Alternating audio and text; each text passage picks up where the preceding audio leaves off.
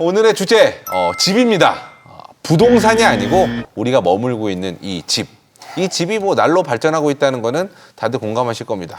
요즘에는 진짜 집에서 뭐 누르지 않고 부르고 다 해결해요. 불도 끄고 TV도 켜고 뿐만 아니라 인터넷 가상 공간에서 그야말로 새로운 집을 만들어서 거기 안에서 이제 가상으로 생활하는 것도 이제는 전혀 허황된 얘기가 아닙니다. 자, 오늘 이에 대해서 자세히 한번 이야기 나눠보도록 하겠습니다.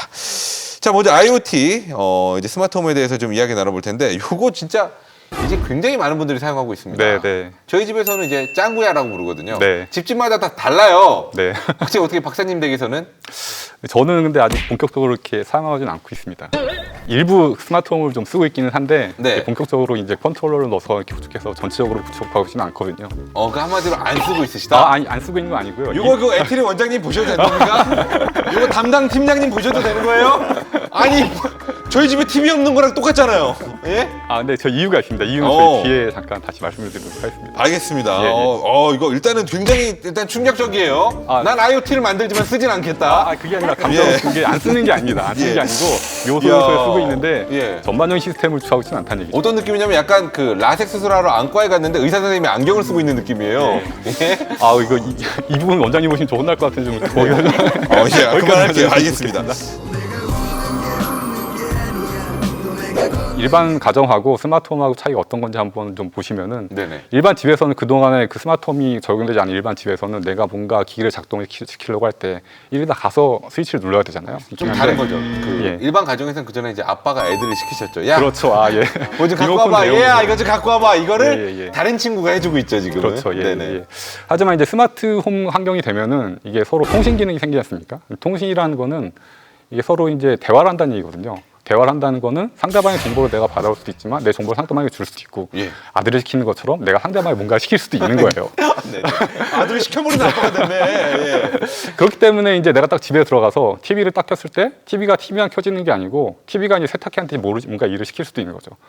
사용자가 TV를 켜면은 TV가 딱 켜지면서 세탁기한테 야, 너 세탁기 바로 돌려. 그럼 세탁기가 또 라디오한테 너 라디오 켜. 뭐 이런 식으로 이제 좀 더 서로 통신을 할 수 있다는 건 대화를 할 수 있다는 의미이기 때문에 좀 더 이렇게 그 복합적이고 고차원적인 서비스를 할 수 있게 됩니다. 그게 바로 스마트홈이라고 보시면 될 것 같아요. 애니메이션 얘기하시는 거 아니죠? 아닙니다. TV가 라디오가 세탁기 이게 예. 지금 충분히 일어나고 있는 지금 구현 가능한 기술 수준을 말씀을 드린 겁니다. 그러면 이제 이 스마트홈이 동작되는 가정에서의 하루 일과를 한번 동영상 준비한 동영상 간단히 좀 보여드리겠습니다. 네, 알겠습니다. 한번 보시죠. 그러니까 하루 일과인 거죠? 처음에 이제 해가 뜨기 직전이고요. 알람이 울리고요. 저희 집은 이 시간에 안 일어나요? 알람이 울리면 아침인 거를 자동으로 감지해서 자동으로 조명을 딱 켜주게 됩니다. 불이 켜지네요. 그리고 온도 조절 자동으로 맞춰놓은 대로 세팅이 되고요. 온도가. 난방 시설 자동으로 동작을 해주고. 네. 아침이니까 이제 블라인드 자동 올려줍니다. 출근 준비를 한 과정이고요. 네. 전자레인지도 자동으로 이제 커피도 자동으로 내려주는 거예요? 그래서 이제 그 주인은 자기 할 일을 하러 나가게 되면은 지금 스마트홈은 하우스키핑 모드라는 거 동작 모드가 바뀌게 됩니다. 집주인이 바깥에 뭔가 등산 같은 걸 하고 있는데 그 사이에 집도 계속해서 이제 모니터링을 하고 있는데 뭔가 이벤트가 발생을 하는 거죠. 문이 갑자기 열렸어요. 예. 그럼 이제 사용자한테 주인한테 이제 문자를 보내는 거죠. 메시지를 보내는 거죠. 뭔가 이벤트가 있다. 그러면 사용자가 CCTV. 이벤트를 보고 이제 집에 있는 카메라를 켜서 뭔가 이제 확인을 해보는 거죠. 확인해봤더니 이제 집에서 키우고 있던 애완용 고양이가 반려고양이가 이제 고양이 문을 열어서 이제 문제가 없다는 게 확인이 된 거죠. 다시 이제 집으로 들어오게 되고 집으로 들어오게 되면 하우스키핑 모드 해제가 되고 자동으로 이제 주인을 맞이하는 불을 켜주고. 이게 들어오만 와도 도착만 해도 이게 자동으로 되는 거예요? 센서 같은 걸로 해서 자동으로 시킬 수가 있습니다.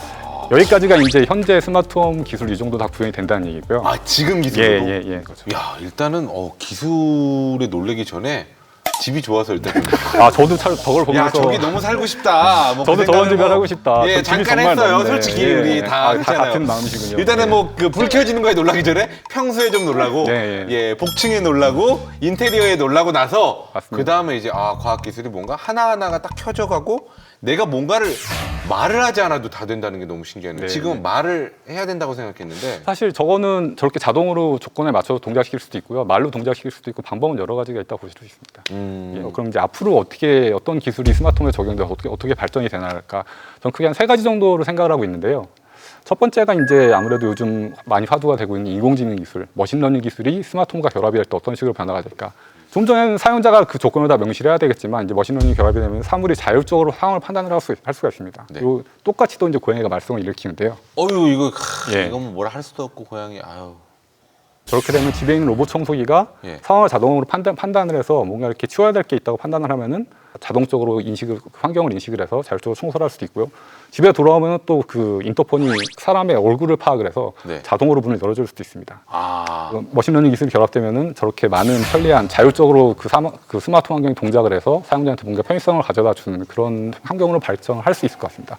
거기다가 더 한 20년, 30년이 흘러가면은 네. 이런 식으로 될 수도 있을 것 같아요. 저 환경에서는 사실 로봇들이 사람을 대신해서 모든 일을 대신 처리를 해주고 사람이 이렇게 말로만 명령을 내리면은 여기서는 이제 집안의 그 냄새를 바꿀 수 있는 향료를 이렇게 만들어서 딱 내라 이름만 딱 문신하면 자동적으로 이렇게 조합을 해서 뿌려주는 뭐 그런 것까지. 제 생각에는 지금 로봇 기술도 많이 발전을 하고 있기 때문에 지금부터 한 30년, 40년 정도 발전을 하게 되면은 요즘 한 1년만 지나도 엄청나게 많이 바뀌기 때문에 많은 부분이 저렇게 로봇으로 대체가 될 수도 있어. 사람은 사실 명령만 내리면 모든 걸 다 해줄 수 있는 그런 환경을 발전할 수 있을 것 같습니다. 거기에 기반이 되는 기술이 이제 머신러닝, 인공지능 기술이 되겠죠. 아, 그렇군요. 예. 야, 잠깐이지만 이 시대별로 좀 봤는데 저는 뭐 큰 차이가 있을까 생각을 했는데 굉장히 그 몇십 년 차이에도 어마어마한 발전이 있네요. 나중에는 진짜 인간이 뭔가를 시키지도 않아도 감정과 이런 것들을 읽어서 패턴을 그렇죠. 읽어서 예. 모든 거를 그냥 알아서 맞춤형으로.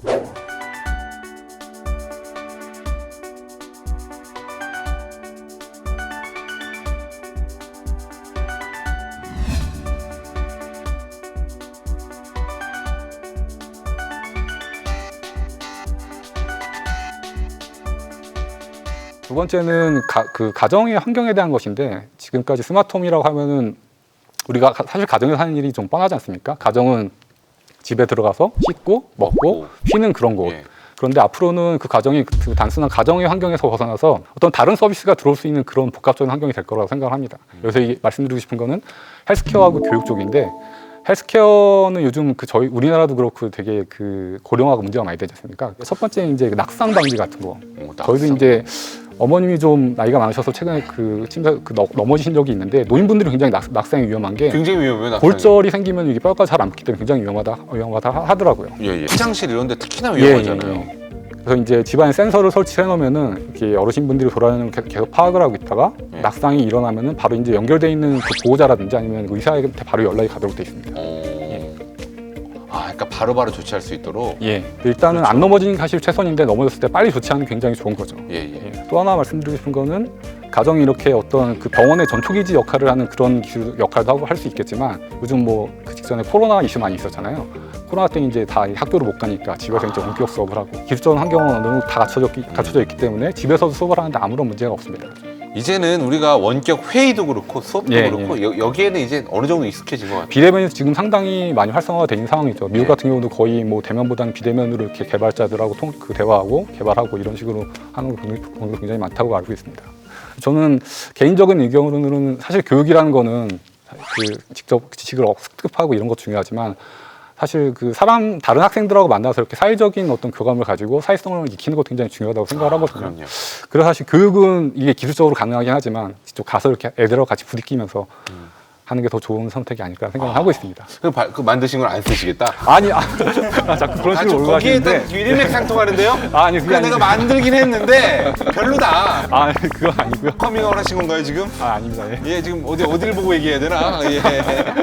제 의견은 기본적으로는 어쨌든 교육을 이렇게 다른 학생들을 만나서 하는 게 주를 하고 이제 이런 기술들은 뭐 문제점이 있을 때는 쓸 수도 있고 아니면 이렇게 부차적으로 쓸 수도 있고 그런 식으로 쓸 수 있다고 생각을 합니다. 네. 저희가 지금까지 미래설계소에서 여러 가지 굉장히 많은 기술들을 배우고 다뤘잖아요. 네네. 이 기술들이 스마트홈에 모두 집약이 될 수 있다. 이야. 이렇게 생각을 합니다. 예. 다 담을 수 있다. 그렇죠. 이해가 지금 안 되네. 보셨지만 뭐 AI나 로봇 같은 것들이 스마트홈을 구현하는 아주 핵심적인 도구가 될 거고요. 뭐 건강 관리 가능하고요. 뭐 화산이나 지진 같은 정보도 실시간으로 알려주고 뭐 또 에너지를 많이 쓰게 되면 태양열을 이용해서 또 거기서 전기를 쓸 수가 있고 그래서 인공위성이 보내주는 그런 서비스를 집에서 받으면서 이제 시공 곤충을 먹는 거죠. 그 미래에 저는 잠깐 박기범 박사님의 표정을 잠깐 상상했는데 예. 그 많이 극복하시길 바라겠습니다. 알겠습니다. 미래에 꼭 필요한 식량입니다.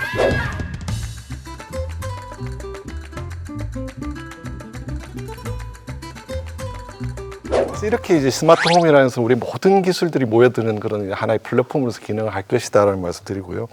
제가 오늘 그래서 사실 그 메타버스에 대해서 이렇게 좀 자료보고 공부를 했습니다만 메타버스는 아직 뭘 추구하는지가 제가 잘 모르겠더라고요. 그래서 오늘 좀 박사님께서 말씀하신 설명을 듣고 많이 공부하겠습니다.만 만약에 이제 메타버스가 굉장히 좋다, 유용하다 그러면 이제 저희가 특별히 스마트홈에 탑재를 해드리도록 하겠습니다. 어찌 됐건 그래. 좋으면 여기에 스마트홈이다. 넣어드리겠습니다. 네. 예, 알겠습니다. 어떻게 좀 표정이 아까보다 조금 약간 입술 깨무신 것 같은 건 기분 탓인가요? 제 기분 탓인가요? 예, 실장님 일단은 네. 메타버스가 확실하게 뒤집을 수 있도록 노력하겠습니다. 네, 알겠습니다. 뭐 저희가 뭐 선택하는 게 무슨 의미냐마는 그래도 재밌긴 하네요. 예. 자, 그러면은 일단 이주철 박사님의 이야기를 잘 들으셨죠? 네. 네, 이번에는 이제 메타버스에 대해서 좀 이야기를 나눠보도록 하겠습니다.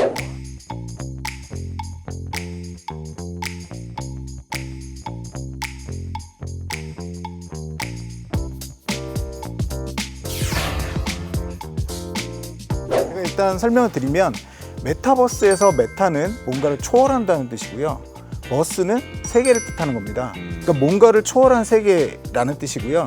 여기서 뭔가를 초월했다는 건 현실의 공간을 초월해서 저희가 디지털 공간에서 시공간 제약을 넘어 이렇게 현실의 활동을 계속할 수 있는 공간을 만들었다라고 말씀드릴 수 있겠습니다. 네네. 우리 같이 이제 사람들을 표현하는 아바타들과 그 활동하는 공간인 가상 세계 그리고 이제 저희가 말이나 행동으로 이렇게 서로 상호작용을 하고 있지 않습니까? 네. 이런 것처럼 가상 세계에서도 뭔가 상호작용을 해야 되잖아요. 그렇죠. 근데 우리가 컴퓨터 쓸 때는 키보드하고 마우스를 쓰지 않습니까? 예. 근데 이걸 가지고 3차원의 공간인 그 곳을 다닐 수도 있지만 왠지 부적합하잖아요. 그렇죠. 굉장히 앞뒤 어렵잖아요. 양옆밖에 없으니까. 그렇죠. 그래서 말이나 행동이나 뭔가 오감을 사용해서 저희가 가상 세계를 체험하게끔 상호작용 기술들이 늘어나고 있습니다.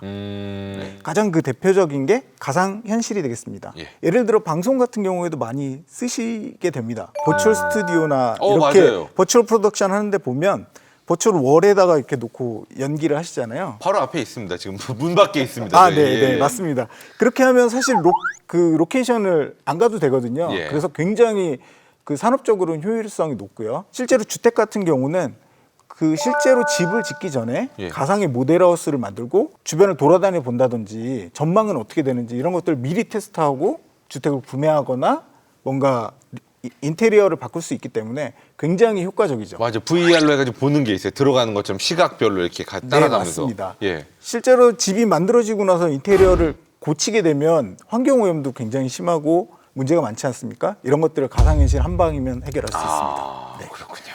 그 다음에 미러월드가 있습니다. 미러월드요? 네, 미러월드는 현실 공간을 그대로 가상으로 가져오고 그런 실제와 같이 시뮬레이션 될 수 있는 공간을 만든 건데요. 이렇게 만들게 되면 사실 다양한 실험을 할 수가 있습니다. 저희가 현실 공간에서 실험을 못 하지 않습니까? 그렇죠. 그러니까 좀 위험하거나 좀 맞습니다. 피해가 예상되는 실험을 못 하죠. 네, 예. 맞습니다. 지금같이 기후 변화가 심해가지고 이렇게 우기가 많이 오고 굉장히 이렇게 위험도가 많은 경우에는 이런 것들을 예측해 볼 수도 있습니다. 물이 불면 어느 정도 네, 될지. 맞습니다. 어느 정도 잠기는지 실제로 미국은 이런 걸 가지고 보여주고 이런 것들을 하거든요. 그래서 예측을 해서 미리미리 대피하거나 이런 것들에 활용할 수도 있고요. 그래서 좀 더 안전한 우리의 삶에 기여할 수 있는 부분들도 있겠습니다. 네. 네. 그리고 마지막에는 라이프 로깅이 있는데요. 라이프 로깅에 대해서 혹시 웨어러블 워치 같은 거 쓰십니까? 여기 있습니다. 네. 이게 이제 실시간으로 저희 정보를 기록하지 않습니까? 예, 예. 그래서 사실 이런 것들 가지고 정보를 계속 기록해 놓은 다음에 다시 활용하게 되면 실제로 굉장히 똑똑한 지능형 아바타를 만들게 되면 과거의 나를 만나러 갈 수도 있습니다. 어린 시절에 나를 만나서 얘기를 해보고 예, 예. 돌아가신 부모님을 그렇게 만들어서 아, 그거 참 의미 있네요. 뵐 수 있고 이런 식으로 충분히 할 수가 있습니다. 그 오늘 같은 경우는 이제 특별히 조금 더 디테일하게 본다면은 이게 그 메타버스지만 이게 나의 공간으로서 집으로서의 메타버스거든요. 그러면 네. 이제 뭐 영화 아바타 같은 데서 나오는 이런 캡슐 이런 것들은 네. 어떻게 좀 볼 수 있을까요? 그렇게 되려면 사실은 사람이 이제 움직이지 않고도 예. 사람의 생각을 읽어내고 예. 그 표현할 수 있게끔 이렇게 인터페이스가 있어야 되거든요. 네네네. 그래 보통 그 영화에서도 보면 캡슐 안에 들어가서 이제 장치를 연결하지 연결하죠. 않습니까? 예, 예. 그러고 이제 물리적으로는 사실 움직이지 않거든요. 신체는 이제 그런 장치가 나와야 되는데 그것까지는 아직 그 기술이 초보 단계입니다. 사실 일론 머스크가 만든 뉴럴링크라는 회사에서 지금 인터페이스를 임플란트로 이렇게 뇌에 전극을 심어 넣는 형태로 아, 죄송한데 그 개발을 하고 이빨에 하는 그 있습니다. 임플란트 같은 거요? 이 두개골을 열어서 뭘 거기에 열어요? 두개골에 구멍을 내서 그게 열려요? 네, 구멍을 낸다고 합니다. 아, 구멍을 내요? 네. 아이고, 참나. 거기서 전극을 심는다고 합니다. 예. 한 1000개에서 10,000개 정도의 전극을 심고 아이고. 뇌신경에 직접 이제 신호를 넣는 거거든요. 네네. 넣거나 빼는 건데 예. 사실 그게 아마도 우리가 실제 생활에서 받아들이는 것보다 더 강렬한 자극일 겁니다. 그러면 아마도 유혹에 넘어가지 않기는 쉽지 않을 그렇군요. 이게 뭐 지금 싶습니다. 그냥 단순히 구멍을 뚫는 게 아니라 네. 그런 자극을 통해서 네. 새로운 세상으로 갈 수 있는. 맞습니다. 야, 근데 이게 뭐 지금에서야 우리가 두개골 뚫는 게 두개골 어떻게 뚫어야 하겠지만 이제 나중엔 귀 뚫듯이 하나의 어떤 그냥 기본적으로 다 뚫어야 되는 네, 그 맞습니다. 바로 연결해서 가야 되니까 네, 그 맞습니다. 가상 공간으로 그런 네. 날도 머지않아 올 수도 있겠네요. 그렇죠. 지금 FDA 승인 나고 임상 실험 이제 초기 단계로 알고 있습니다. 그렇지만 아직까지는 뭐 돼지나 원숭이 정도의 시도를 하고 있고요. 후각이나 뭐 시각 정보 정도를 이제 받아들이는 정도, 이제 그러한 형태의 정도가 연구가 이루어져 있고요. Neuralink is scarier than the metaverse.